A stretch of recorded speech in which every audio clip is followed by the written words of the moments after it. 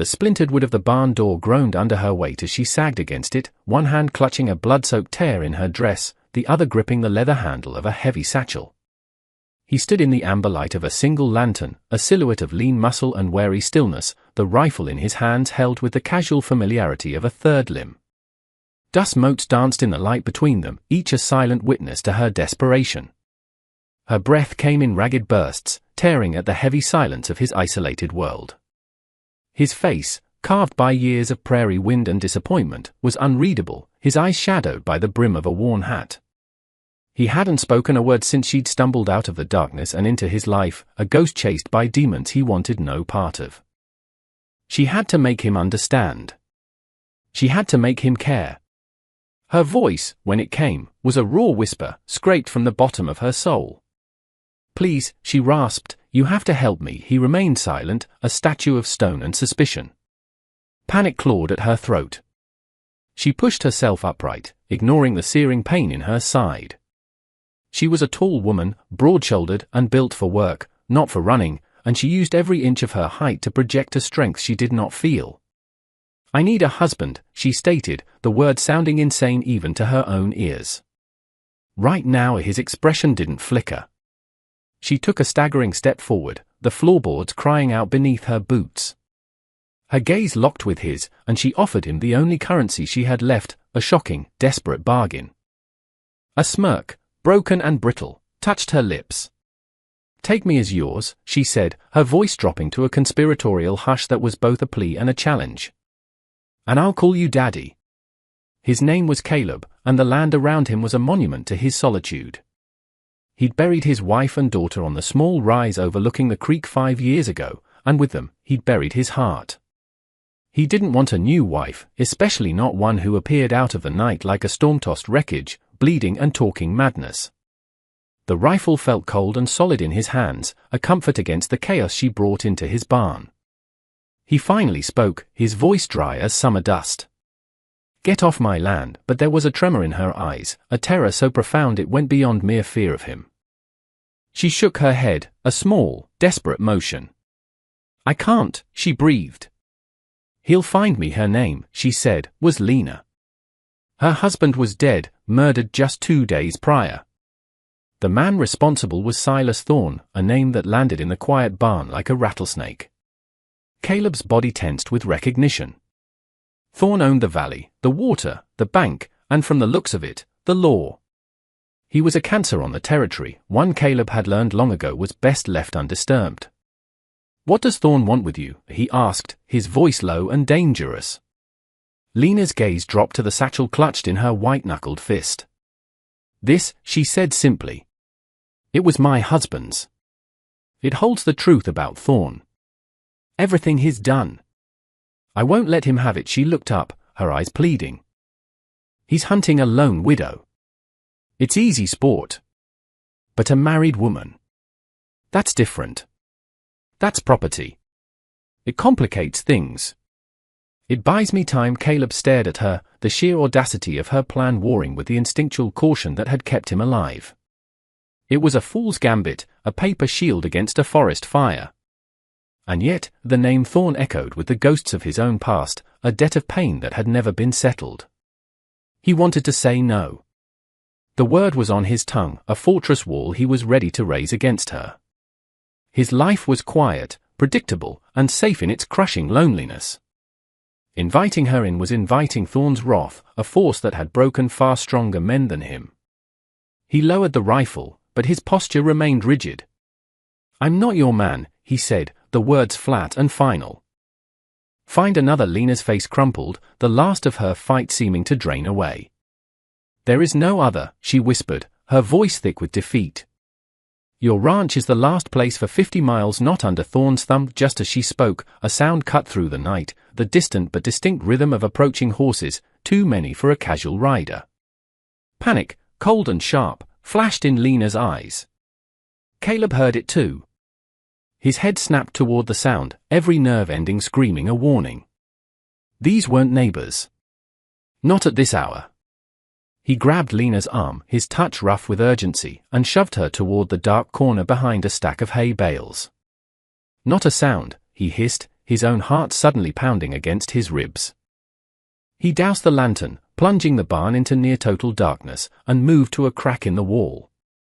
3 riders pulled up just beyond the fence line, their shapes menacing under the pale moonlight. One of them, a man Caleb recognized as Thorne's brutish foreman, scanned the property with a predator's gaze. "She couldn't have gone far," the man growled, his voice carrying on the still night air. "Check the ridges at first light. Thorne wants her found. And he wants what she's carrying." They wheeled their horses around and disappeared back into the darkness. The silence they left behind was heavier than before, filled with the unspoken truth of Lena's story. Caleb turned from the wall, his decision made not in his head, but in his gut. It was a choice forged in old hatreds and a flicker of forgotten honor. He looked toward the hay bales.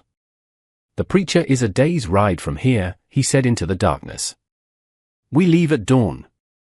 The journey to the town of redemption was a silent affair. Caleb rode ahead, a stoic sentinel, while Lena followed, the precious satchel tied securely to her saddle. The landscape was vast and unforgiving, a reflection of the chasm between them. The preacher, a tired man with watery eyes who looked like he'd officiated more funerals than weddings, asked no questions. He simply took Caleb's silver dollars, mumbled the requisite words over them in a dusty, disused chapel, and signed the certificate that bound them together. The document felt both absurd and monumental, a flimsy piece of paper that was now their only shield. On the ride back, Lena watched the rigid line of Caleb's back. He was a man locked within himself, and she was an intruder in his fortress of grief. When they arrived at the ranch, he gestured toward the small, tidy house. "You can take the bedroom," he said, his tone devoid of emotion. "I'll sleep in the barn." It was a declaration of boundaries, a reminder that their arrangement was a contract, not a comfort. The first few days passed in a quiet, awkward rhythm. Lena, her wound now cleaned and bandaged, proved her worth. She mended fences with a competence that surprised him, cooked meals with a quiet efficiency, and moved about his space with a gentle respect for his solitude. She was strong, this giant widow, but he saw the exhaustion in her eyes, the way she would sometimes stare at the horizon, her hand drifting unconsciously toward the hidden satchel.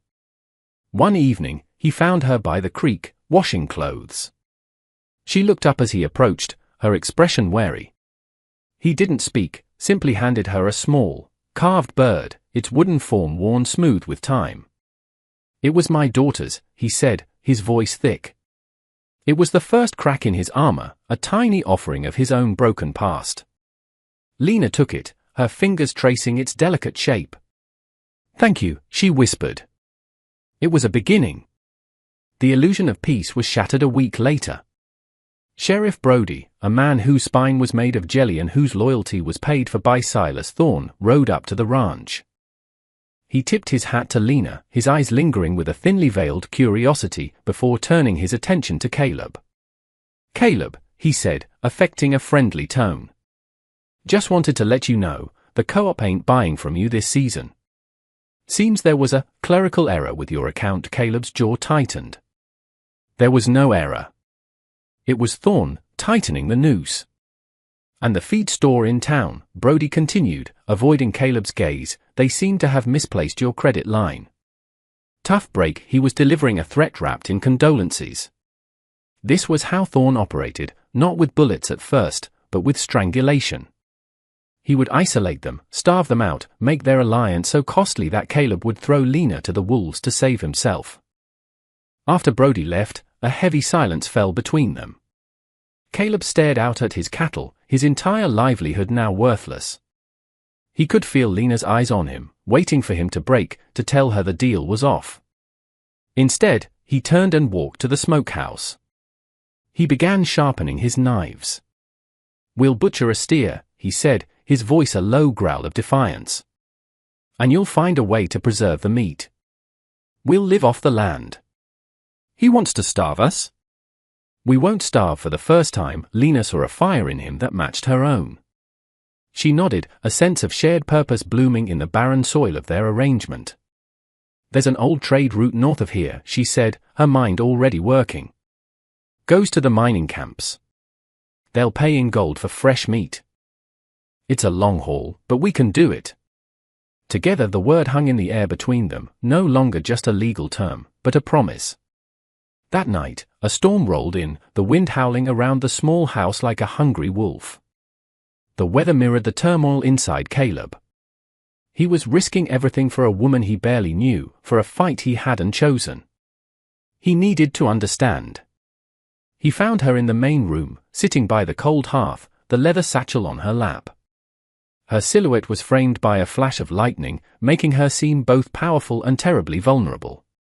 "I need to see it," he said, his voice quiet but firm. "I need to know what's worth all this." Lena looked at him for a long moment, her expression unreadable in the flickering light. Then, with a slow, deliberate movement, she unbuckled the straps. She didn't hand him the satchel. Instead, she opened it and took out a thick, leather-bound ledger. She laid it on the rough-hewn table between them. Caleb leaned forward, his lantern casting a pool of light on the page. It was filled with meticulous, handwritten entries. Names, dates, and figures, all recorded in a steady, precise hand. It wasn't just a record of Thorne's business, it was a confession. It detailed every fraudulent land deed, every extorted water right, every strong-armed buyout that had built Thorne's empire. It was a tapestry of cruelty woven over 2 decades. He saw the name Miller, a family who'd lost their ranch after their well mysteriously went dry. He saw the name Garcia, who'd been run out after a fire destroyed their crop. And then, he saw it. A single entry, dated 6 years ago. Caleb Martin. Acquisition of water rights, North Creek. Price, 1 daughter's life. The air left his lungs. The fever that took his little Sarah. It wasn't fate. It was Thorne, diverting the creek to feed his own vast herds, leaving everyone downstream with stagnant, diseased water. The ledger was not just the story of Lena's loss. It was the story of his. He looked up at Lena, and in her eyes, he saw not a stranger, but a fellow survivor. His fight was now her fight. Her war was now his. The ledger changed everything. It transformed their defensive alliance into a righteous crusade. But they were still just 2 people against an army. "This book is useless if it's just us who see it," Lena said, her voice steely with a newfound resolve. "Thorne controls the judges, the sheriff. We need more." Caleb nodded, his mind already turning. "There are others," he said slowly. "People who hate Thorne as much as we do. But they're scared." Broken, he was thinking of Old Man Hemlock, who'd lost his farm over a manufactured debt. The widow Schmidt, whose son was serving time on false charges after refusing to sell Thorne his grazing land. These were the quiet supporters, the embers of dissent waiting for a wind to fan them into flame. Over the next week, they moved with purpose. Under the cover of darkness, Caleb would ride out, a phantom visiting the broken homes scattered across the valley. He wouldn't show them the ledger, not at first. He would just talk, reminding them of what they'd lost, planting a seed of possibility. Lena, meanwhile, used the trade route to the mining camps. She sold their meat, but she also listened. She gathered stories, names, and grievances, weaving a network of shared pain. They decided to call a meeting. A secret gathering in Caleb's barn, the very place their story had begun. The night was moonless and tense. One by one, they came, ghosts from the past materializing in the lantern light. Old Man Hemlock, the widow Schmidt with her 2 remaining sons, a half-dozen other ranchers and farmers, their faces etched with fear and a desperate, flickering hope. Caleb stood before them, Lena at his side. He held up the ledger. "This is Silas Thorne," he said, his voice ringing with conviction. "Not the man who greets you in town, but the thief who stole your lives. Here is the proof. He's strong because he keeps us apart, afraid, and alone. But he can't break all of us. Not if we stand together." Word of the secret meeting traveled faster than they'd hoped. Thorne's network of spies was everywhere, and the whispers of rebellion reached his ears. The ledger, once a private threat, was now a public danger. Thorne could no longer rely on slow strangulation. He needed to cut the head off the snake. He dispatched his foreman, the brutal man Caleb had seen that first night, with a simple, chilling order: burn the ranch to the ground, retrieve the ledger, and leave no witnesses. The storm that had been brewing on the horizon for days finally broke, unleashing a torrent of rain and fury upon the valley. It was the perfect cover for an attack. Inside the house, the small band of allies cleaned their rifles, their faces grim. They knew Thorn was coming. The quiet supporters in town had sent a boy with a warning. "They're riding out," he'd panted, "a dozen of them, at least." Caleb stood by the window, watching the rain lash against the glass. He looked at Lena, who was loading shells into a shotgun with steady hands. The fear was there, a cold knot in his stomach, but something else was there too, a sense of rightness, of purpose.